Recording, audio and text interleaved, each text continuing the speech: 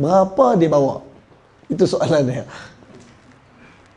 Kita bawa beras, bawa balik, kena sailang dengan Myvi, rebah, berterabur beras atas jalan. Rupanya ingatkan beras tu untuk rezeki family, rupanya rezeki burung. Mai burung penuh, tup, ayam semua datang makan beras tu. Kata, tak boleh beras tu. Tak, kita takkan kutip beras tu dah. Nampak macam mana? Dah tak ada rezeki. Kan abang beli beras, abang beli kat burung buat apa? Dah, kita tak tahu. Rezeki ni siapa punya? Allah Ta'ala. Jangan pernah mengejar rezeki dengan berpaling daripada yang memberi rezeki. Berapa ramai yang mengejar rezeki, berpaling daripada Tuhan yang memberi rezeki, akhirnya dia kecewa dengan diri dia sendiri. Tuan-tuan, Allah nak keluarkan benda ni daripada orang yang beriman. Allah Subhanahu Wa Ta'ala telah datangkan mimpi pada Malik bin Dinar. Sebuah gambaran yang cukup dahsyat. Malik bin Dinar mimpi, dia telah berada di satu kawasan yang dipenuhi dengan manusia-manusia yang mana dia tak nampak penghujung di depan, dia tak nampak di penghujung belakang. Dia rasa sesak. Allah datangkan dia dalam gambaran padang mahsyar. Dia berada di tengah kesesakan manusia. Dan tiba-tiba dia dengar suara yang berkata, Malik bin Dinar. Sebab tu kita letaklah nama yang baik-baik pada anak kita, supaya nanti dipanggil nama anak tu dengan nama yang diberikan. Saya pernah jumpa dekat satu tempat bagus, saya kuliah, budak-budak kecil datang. Saya habis-habis makan, saya duduk dengan budak-budak kecil. Dia kata, ni Masya Allah, daripada mana? Dia kata, Ustaz, kami kat sebelah tadi dengar ada ceramah, kami pun duduk sama-sama ramai-ramai kat sini. Ni kakak saya, ni adik saya. Ni nama apa ni? Nama apa? Ni Nurul Justina. Masya Allah. Awak Muhammad Justin. Masya Allah. Dahsyat Mak minat Justin Bieber. Ya Allah, kata, anak jadi mangsa dengan nama Justin. Jadi kita akan dipanggil dengan nama kita ke akhirat nanti. Di padang mahsyar nanti kita akan dipanggil dengan nama kita, dengan nama bapa kita sekali. Apa bin apa binti apa. Ketika tu semua manusia akan pandang kita, semua manusia akan tengok pada kita. Hari mahsyar ialah hari yang sangat dahsyat. Kita semua akan berada pada saat dan ketika tu. Di mahsyar, masa menunggu saja makan puluhan ribu tahun. Tuan-tuan, menunggu saja. Kita ambil tiket dekat klinik nak jumpa doktor, nombor 36. Tengok dekat skrin, ya Allah, baru nombor 4. 32 orang lagi tak meninggal. Aduh, kata, nak tunggu nak balik, nak tunggu nak balik. Lah kali balik gitu tak jumpa doktor. Sebab apa? Nak kena nunggu. Kita cukup pantang, kita malas nak nunggu kadang-kadang. Tapi inilah hidup. Hidup ni sebuah penantian. Semua benda nak kena tunggu. Nak makan, order nasi, tunggu nasi tu sampai. Semua benda tunggu. Dan di mahsyar ialah penantian yang paling teruk sekali. Sebab apa? Di mahsyar sampaikan orang yang sibuk dengan dosa kata apa? Ya Allah, seandainya takdir ni, kami ni, kalau memang kami ni ahli neraka, masuk neraka kejap lagi, ya Allah, kau percepatkanlah kami, masukkan cepat kami dalam neraka. Dah tak larat tunggu dah. Sampai ada orang minta, dia ingat dalam neraka tu lagi senang daripada mahsyar tu. Sampai macam tu keadaan tu. Sebab tu syafaat Nabi yang paling penting masa tu. Masa tu terlampau ramai manusia. Nabi akan bersama dengan umat dia. Nabi akan cari umat dia. Ketika tu Nabi akan kenal umat dia. Di mana Nabi akan kenal umat dia? Dengan cahaya. Cahaya apa? Selawat satu disebut dalam hadis, cahaya wudu. Muka kita akan bercahaya, tangan kita akan bercahaya, anggota wuduk akan bercahaya. Sebab tu tuan-tuan, orang mazhab Hanafi kata, oh mazhab Syafi'i rugi. Sebab apa? Mazhab Syafi'i wuduk, air sikit kat kepala. Mazhab Hanafi, dia sapu semua pada belakang. Jadi tak ada masalah. Ni bab mazhab ni tak ada masalah. Ni ikhtilaf di kalangan ulama. Dua-dua Allah Ta'ala terima. Cuma nanti di akhirat, kawasan yang kena wuduk, maka kawasan tu akan bercahaya. Daripada jauh Nabi akan nampak. Bahkan mana Zakaria kata, macam mana cara dia? Seekor unta, minta maaf, kuda yang berwarna hitam. Tiba-tiba ada kuda tu warna hitam, tiba-tiba kaki dia, 4 kaki tu putih, ada tumpuk putih kat kepala. Macam tu. Cahaya yang Nabi kenal kita. Kita ada cahaya lah. Saya minta maaf sebab tengah virus. Saya sekarang sedih tengok orang komen. Malas nak baca tapi sedih tengok orang komen. Bila ada setengah ulama yang cakap pasal cahaya Muhammad, habis dihentam. Bawa bertenang. Ada orang kata, "Ish, Nabi Muhammad kan daripada tanah diciptakan macam kita. Apa kata Nabi Muhammad dicipta daripada cahaya pula?" Bawa bertenang. Yang pertama kita kena faham. Allah sebut dalam Quran, "Laqad ja'akum rasulun min anfusikum." Telah datang rasul daripada kalangan umat kamu sendiri, maknanya manusia. Nabi kita manusia, bukan malaikat. Yang kedua, disebut apa dia? "Qul innama ana basharun mithlukum yuha ilai." Sesungguhnya wahai Muhammad, katakanlah kepada umat kamu bahawa aku ni bashar, manusia, mithlukum, macam kalian. Jadi Nabi manusia, dicipta dan hidup macam manusia. Habis itu orang kata pasal cahaya-cahaya, buat tenang. Yang disebut sifat manusia tu zahiriah Nabi, zahir. Tapi yang cerita cahaya tadi itu batiniyahnya Nabi, itu batin. Nur, cahayanya Rasulullah telah dicipta dulu sebelum alam ni cipta. Hak ni disebut dalam riwayat. Bahkan Abu Hurairah pernah tanya Nabi, "Ya Rasulullah, bilakah Tuhan diangkat sebagai Rasul?" Kalau orang tanya kita nak jawab apa? Saya sendiri. Kita akan jawab, Nabi dapat diangkat jadi Rasul bila berada di Gua Hira, di Jabal Nur. Dapat 5 ayat yang pertama daripada surah Al-Alaq. Itu bukan Nabi diangkat jadi Rasul, itu Nabi diisytiharkan sebagai Rasul. Bila Abu Hurairah tanya Nabi, "Ya Rasulullah, bilakah masanya Allah mengangkat Tuhan, menjadikan Tuhan sebagai Rasul?" Apa Nabi jawab? Mengejutkan Abu Hurairah. Abu Hurairah kata, Nabi kata, ketika sebelum kata Nabi, sebelum acuan untuk menciptakan Nabi Adam AS dicipta oleh Allah, ketika itu aku telah diangkat jadi Rasul. Masya Allah. Maksudnya, ketika di alam, sebelum alam ni wujud lagi, Allah ciptakan, masa tu Allah dah buat keputusan untuk cipta Nabi kita sallallahu alaihi wasallam. Jasad Nabi dah dicipta belum? Belum lagi. Tapi nurnya Nabi sallallahu alaihi wasallam, cahayanya Nabi dah dicipta dulu. Kita semua ada cahaya tak? Ada. Sebab tu dengan cahaya yang ada pada kita ni lah menjadi asbab bila kita selawat, kita rasa senang, sayu, sedap. Bila kita buat maksiat, Allah akan hilangkan cahaya tu. Redup je. Rasa tak manis ibadat. Rasa macam beban ibadat. Rasa macam berat taat ni. Ya Allah, sebab apa? Cahaya tu hilang. Taubat, selawat. Kata Al-Imam Musa Al-Kazim, Al-Habib Musa Al-Kazim, banyak baca surah Al-Ikhlas. Ini surah yang akan menghadirkan cahaya. Sebab tu ada orang, tuan-tuan, kalau pergi India, negara India, di New Delhi ke mana-mana, tuan-tuan akan jumpa orang Hindu dengan orang Islam. Tuan-tuan kan boleh cam kat situ. Tuan-tuan kalau pergi India jadi kasyaf semua. Tengok muka tahu, ni orang Islam. Tak, ni Hindu. Daripada muka tu nampak nur orang Islam tu. Nampak nur la ilaha illallah pada muka dia. Nampak nur Islam pada muka dia. Nur, kita ada nur Nabi. Allahu Akbar. Jadi janganlah jadi pening sangat berkenaan Nur Muhammad tu. Benda dah ulama bahas lama dah. Tiba-tiba kita dengar mutakhirin ni ya, ada ustaz-ustaz yang kata apa cerita Nur Muhammad ni, Nabi ni dicipta daripada tanah, daripada ni macam kita tiba-tiba cahaya pula. Buat tenang, perbahasan tu tentang apa? Zahirnya Nabi memang macam ni, tapi batinnya Nabi Nur Muhammad SAW itulah awal ciptaan Allah. Tuan-tuan, ibu-ibu yang dirahmati oleh Allah Ta'ala. Sebab tu jangan pelik sangat. Bila Allah Ta'ala sendiri suruh kita doa. Dalam Quran Allah suruh doa apa? Rabbana, wahai Tuhan kami, atmim lana nurana, sempurnakan ke atas kami cahaya kami. Waghfir lana warhamna, ampunkanlah dosa kami dan rahmatilah kami. Bayangkan Allah Ta'ala suruh kita doa supaya cahaya kita disempurnakan. Kalaulah kita pun ada cahaya, apatah lagi Rasulullah, itulah sumber cahaya utama.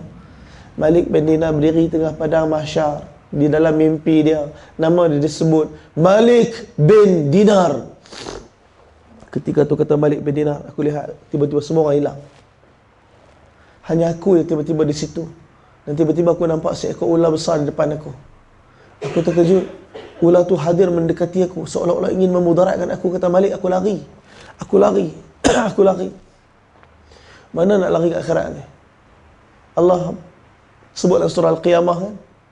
La uqsimu biyawmil qiyamah wa la uqsimu bin nafsil lawwamah ayahsabul insanu an lan najma'a izama bala qadirina ala an yafdura amama yas'alu ayyana yawmul qiyamah. Mereka tanya bila hari kiamat. Yas'alu ayyam yaumul qiyamah. Fa idza bariqal basar, hari itu akan datang, mata-mata akan terbelia. Wa khasafal qamar, bulan akan dihilangkan cahaya dia. Wa jumi'asy syamsu wal qamar, matahari dan bulan akan disatukan oleh Allah Taala. Wa jumi'asy syamsu wal qamar. Yaqulul insan, maka berkatalah manusia-manusia, ainal mafar, nak lari mana sekarang ni? Allah kata kalla la wazar, tak ada tempat lari hari ni. Tak ada tempat lari hari ni. Di mahsyar mana kita nak lari? Dekat dunia ni kita boleh lari merata.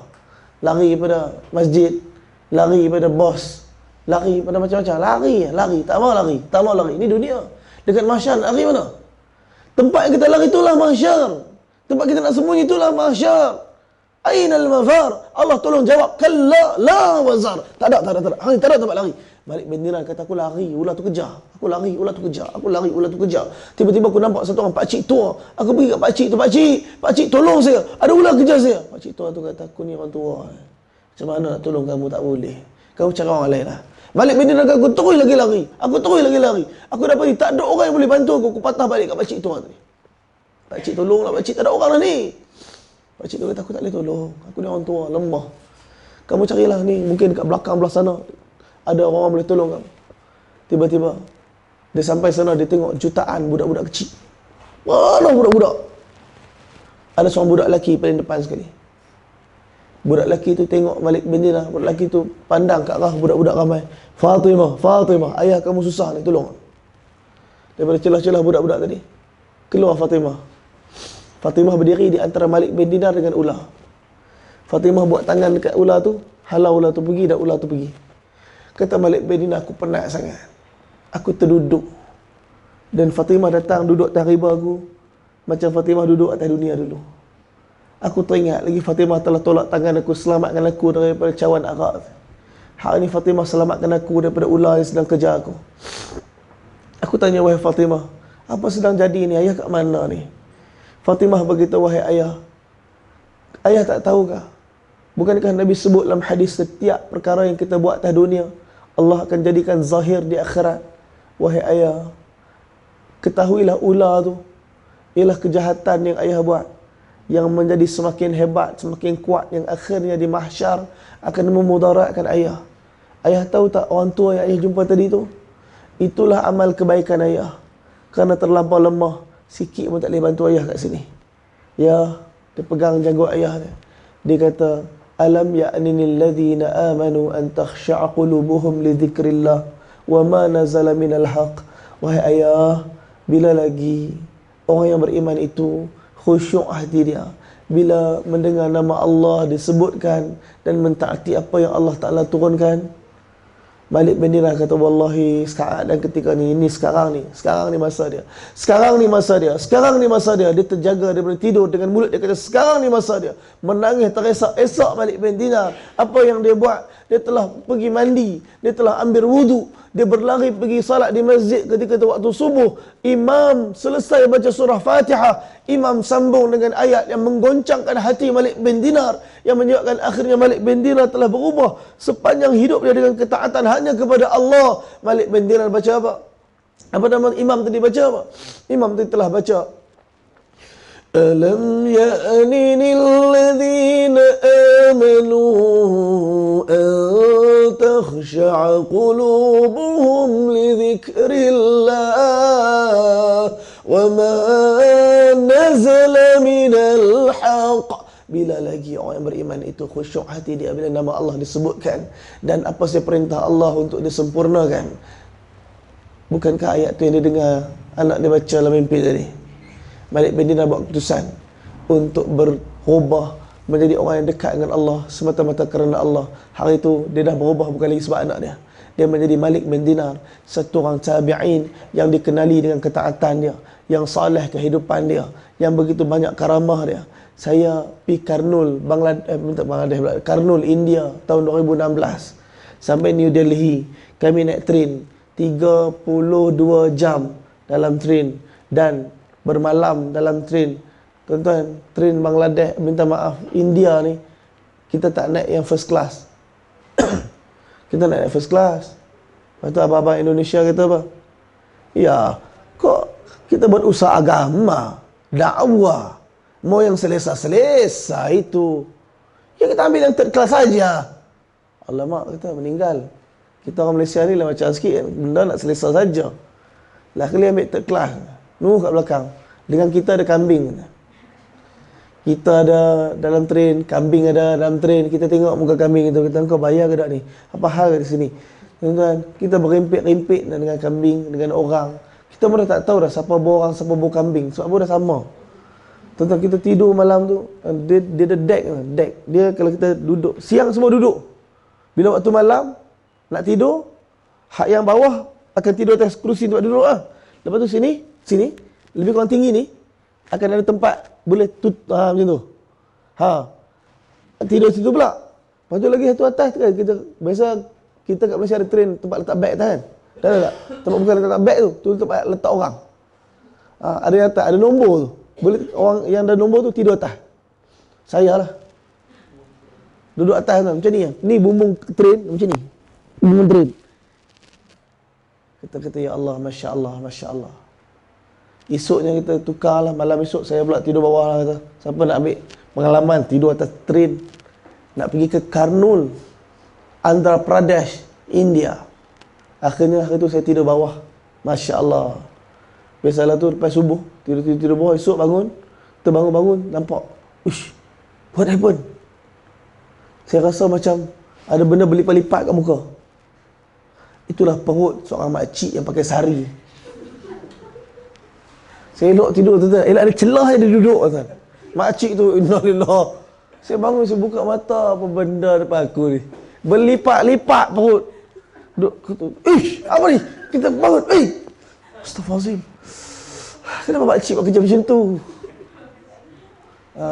Itulah train daripada New Delhi nak pergi ke Karnul. Ada apa di Karnul? Kami duduk di sana buat usaha dakwah selama 40 hari di Karnul. Dan di situ ada satu makam, ada kubur satu orang tabi'in, nama dia Malik bin Dinar.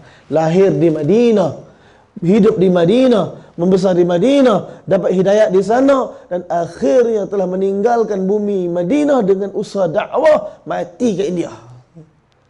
Kami sampai, kita pun tak tahu, ulama-ulama situ beritahu. Tahu tak dekat Karnul ni ada satu orang tabi'in? Siapa? Malik bin Dinar. Masya Allah. Kita ziarah makam dia. Tuan-tuan, maka ialah orang yang menyempurnakan apa yang dihajat dan dicita-citakan oleh Nabi. Agak-agaklah untuk orang yang macam ni, ada tak syak lagi untuk syafaat dekat akhirat untuk dia? Agak-agak kita macam mana? Nabi tengok kita, Nabi cam tak? Sebab tu tuan-tuan, puan-puan sekalian, kita bukan hanya bekerja untuk kehidupan dunia kita, tapi bekerjanya kita untuk bina akhirat kita. Jangan kerana dunia hancur akhirat. Saya pesan kepada saya sendiri. Berapa ramai orang yang mengorbankan akhirat untuk kepentingan dunia, dan akhirnya dunia tak dapat, akhirat pun tak dapat.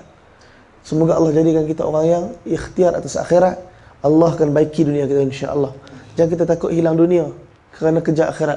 Takkan pernah hilang dunia orang yang mengejar akhirat. Ni janji Nabi, ni janji Nabi. Semoga Allah Ta'ala terima kita insya-Allah taala. Semoga sedikit kisah daripada Malik bin Dinar dan kisah bagaimana mereka mengejar syafaat Rasulullah dan jalan-jalan untuk bahagia menjadi sebab saya sendiri yang bercakap, ambil manfaat atas apa yang saya cakap, dan tuan-tuan dan puan sekalian dengar jadi sebab kebaikan insya-Allah. Semoga yang baik daripada Allah Taala, yang tak baik pun daripada Allah, tapi sebab kelemahan dan dosa saya minta ampun daripada Allah. Saya minta maaf kepada tuan-tuan dan puan sekalian kerana terkasar bahasa, tersilap bicara. Kita doa sikit, moga amin tuan-tuan dan puan sekalian pada pagi ini Allah Taala terima doa kita semua insya-Allah.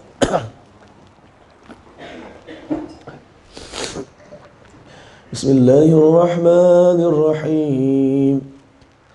Alhamdulillahi Rabbil Alamin. والصلاة والسلام على رسولنا محمد وعلى آله وصحبه أجمعين. اللهم يا أول الأولين ويا آخر الآخرين ويا ذا القوة المتين ويا راحم المساكين ويا أرحم الراحمين يا أرحم الراحمين. Ya Allah, Tuhan sedang pandang kami, tolonglah pandang kami macam dulu kau pandang Nabi dan para sahabat. Wahai Allah, Nabi dah tak ada dengan kami, sahabat telah syahid dan wafat, mereka semua telah tinggalkan kami bersama dengan hidayah yang telah masuk dalam hati-hati kami dan rumah-rumah kami. Wahai Allah, terima kasih wahai Allah kerana bagi nikmat yang besar kehidupan kami dapat sujud sebut nama Engkau. Wahai Allah, dapat menyempurnakan majlis-majlis untuk mengingati Engkau dan Nabi. Wahai Allah, tak ada benda yang lebih besar kehidupan dunia ni melainkan dapat memberikan masa untuk berada mencintai Engkau dan Nabi. Wahai Allah, tolonglah istiqamahkan hidayat dan ketaatan kami kepada Engkau dalam kehidupan ini. Wahai Allah, supaya kami mati meninggalkan dunia ni, kami melangkah dengan keredaan Engkau. Wahai Allah, dengan menerima syafaat dan kekasih kami Nabi di akhirat nanti. Wahai Allah, kami malu, kami risau. Wahai Allah, seandainya dosa-dosa yang kami buat menjadi asbab akhirnya kami makin jauh dengan Nabi. Wahai Allah, kami menyebabkan kemurkaan Kau. Wahai Allah, kami tadah tangan dan berlumuran dengan dosa ni, tolonglah ampunkan kami. Wahai Allah, ampunkan dosa mak ayah kami. Wahai Allah, ampunkan dosa anak isteri kami. Wahai Allah, ampunkan dosa umat Islam dalam dunia ni. Wahai Allah, kesian. Wahai Allah, ada sebahagian orang Islam kerana ujian mereka sanggup mengabaikan, meninggalkan agama. Wahai Allah, ada yang cabut aurat, ada yang buat segala perkara yang mereka inginkan, melupakan bahawa Engkau sedang menyaksikan. Wahai Allah, tolonglah ampun semua orang Islam dalam dunia yang diuji dengan segala ujian. Wahai Allah, termasuklah kami agar istiqamah dalam ketaatan sampai kami mati nanti. Wahai Allah, wahai Allah, yang bukan Islam tolong bagi hidayah. Wahai Allah, kesian mereka bergerak ke seluruh dunia mencari hidayah, mencari kebaikan, mencari ketenangan. Wahai Allah, sehingga akhirnya mereka sampai ke sini. Kau jadikanlah orang-orang daripada seluruh dunia yang sampai ke Cameron Highland ni hidayat. Wahai Allah, mereka bukan hanya bawa balik kecantikan tempat ni, tetapi bawa balik kecantikan Islam ke tempat-tempat mereka menjadi asbab kebaikan untuk negara-negara mereka dapat hidayat. Wahai Allah, tolonglah terima. Wahai Allah, jadikan semua orang kat Cameron Highland ni da'i. Wahai Allah,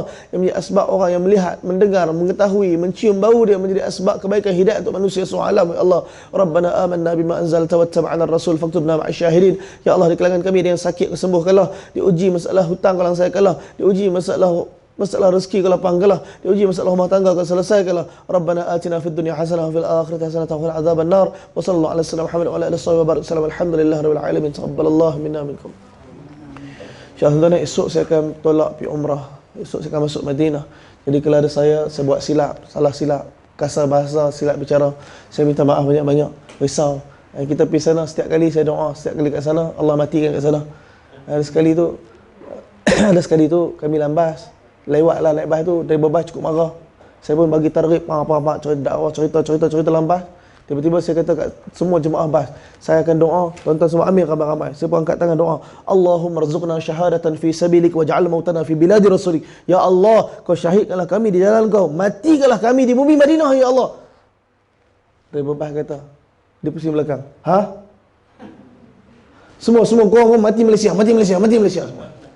Kata dengki betul. Ya, kita harap lepas ni kita doa paling supaya kita mati dekat dengan Nabi. Tak tahu. Mana tahu takut ni kuliah terakhir dekat Cameron Highland, wallahu alam. Lepas ni abang Sam pula sambung. Insya-Allah. Semoga Allah Taala terima kita semua insya-Allah. Jazakumullah khairan katsir.